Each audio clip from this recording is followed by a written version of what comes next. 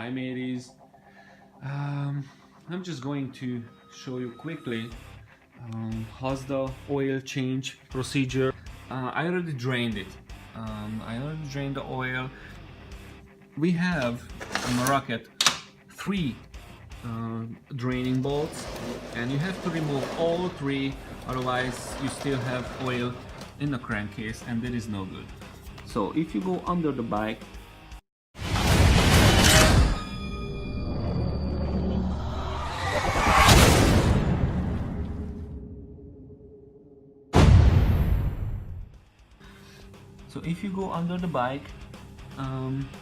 right on the right side, you have one on the front area. You have one on the left, a little bit on the other side, it's still dropping, just one piece. And also you have on the left back, you have a 3rd draining bolt, and you have to remove all 3. And don't forget, if you change the oil, you have to change the o-ring, and also this rubber ring.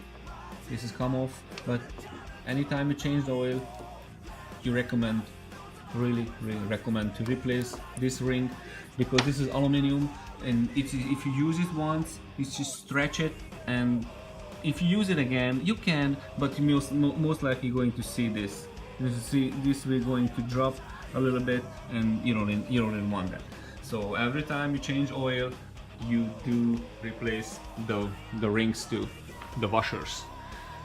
I'm going to leave it overnight. I'm just gonna move it back a little bit, and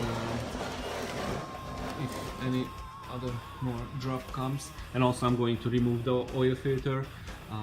Thank God I have this washable, reusable one, high flow oil filter. So I'm just going to remove it, and I'm going to take it in pieces and just clean it nicely and put it back. As you can see, a little bit reddish because I'm using Easter oil. That's really good oil. The brand is Motul 10 WD-40 7100 full synthetic Easter oil. And basically I have like around 1500, I don't know, it's like 2000 miles already in it, and it's basically not really changed, not really burned, and this oil has already a track day. So as you can see, the oil is basically still showing the color. It's not brownish, it's just a little bit, not completely red anymore, but not burned. So, and the viscosity and everything is still very good, and not that burned, not, you can still feel how good is the oil itself. But I'm going to replace it, and because that was already one track day in that oil, and this is the most important thing in a motorcycle, the oil what you use. So as you can see here, the track day, this little lucky bell was grounded. I touched the track with it on the corners. As you can see, my foot peg just completely off. But yeah,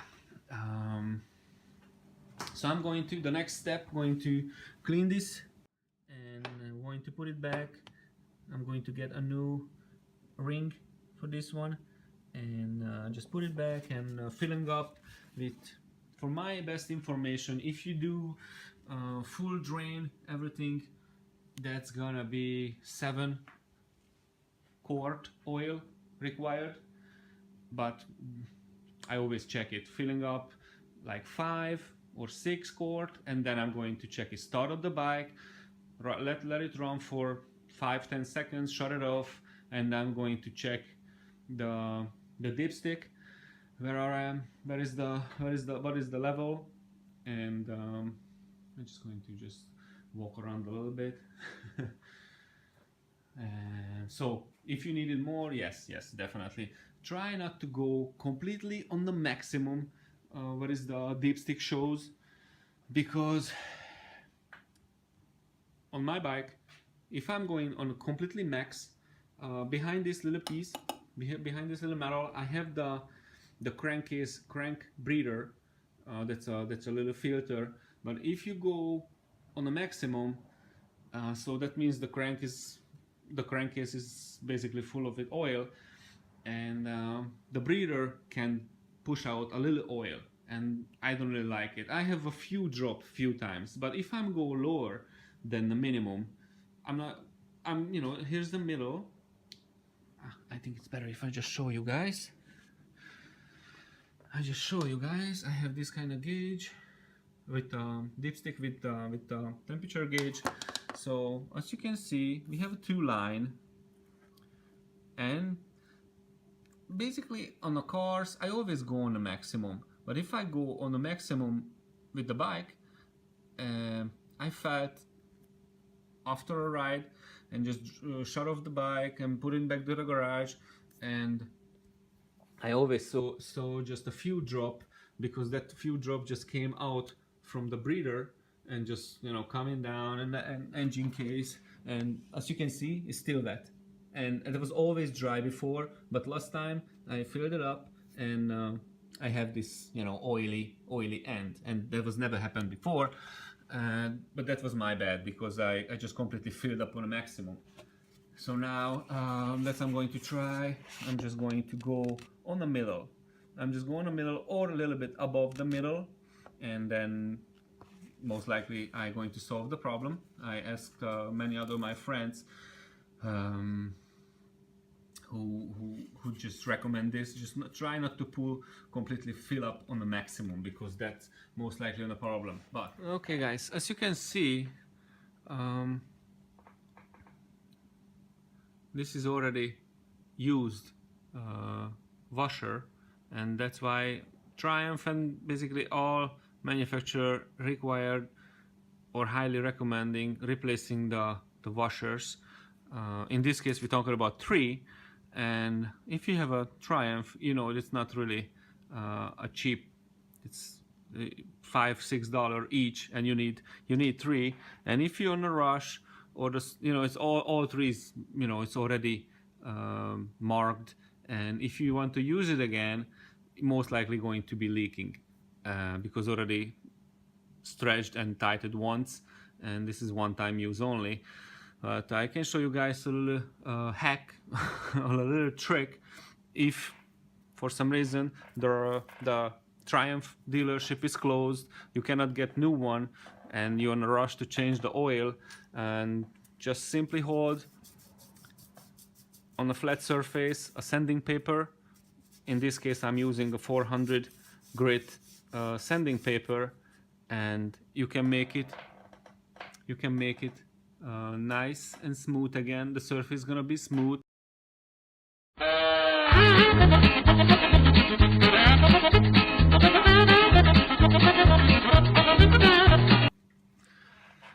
Okay, as you guys can see, you have to go just that much when the last mark basically completely coming. You can see the little hair line over there, but that's basically nothing, and just a little bit of effort, like a minute or 2, you can clean it completely, and if you can save a few dollars here and there, and this is one of it. But in this case we talk about 3, and you don't have to buy it, you don't have to spend extra money, and if you can save some, yes. Now it's gonna be the second one.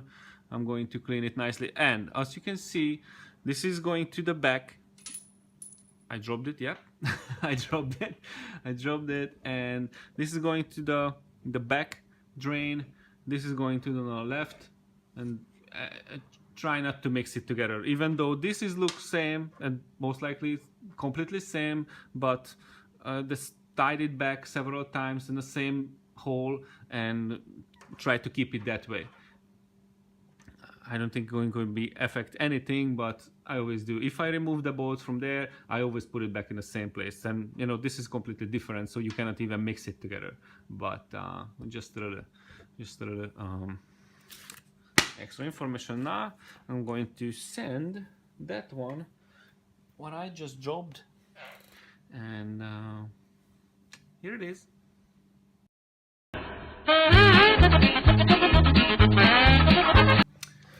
Okie doke. So I sand it nicely. All three washer, both side, looks like new.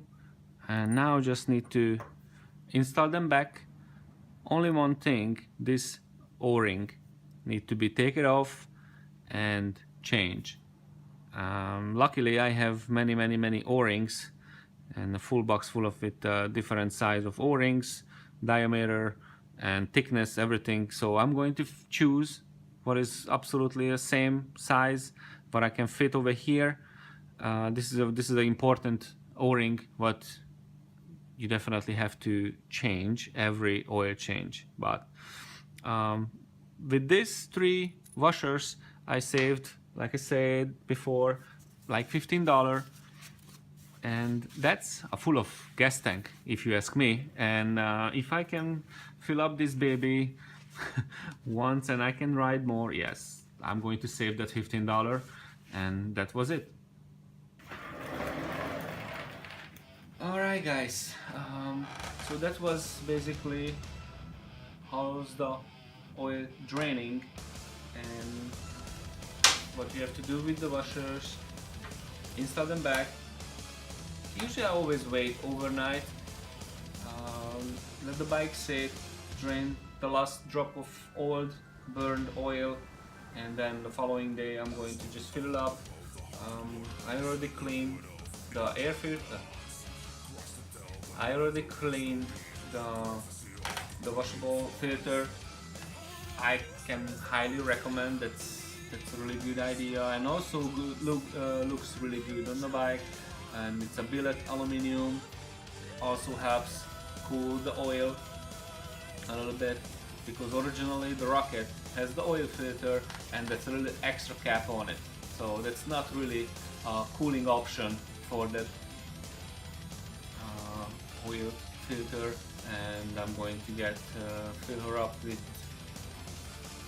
what I use, the same oil I'm going to use, Motul 7100 Easter oil. I'm gonna get the same. I use that since day one I have the bike, and it's no complaint. I know, and I can see on the old oil it's still many miles in it, but if everything goes how I planned, the bike going to get like 250 horsepower on wheel, and torque could be also over 200 foot-per-pound torque. So that's gonna be a really nicely beastly power, even though still are with this 168 foot-per-pound torque. This is really powerful, and need really strong hands to hold the handlebar to stay on the bike. That's really true, absolutely true. That torque is phenomenal, insane. And but if I build a bike, and if the bike gonna be end up Mad Max Rocket, have to be more and more aggressive, more insane. Even outside, even the look, and also the power, and I wanna gain it. Okay guys, if you like my video, definitely push the like button below and watch my other videos. Thanks, peace.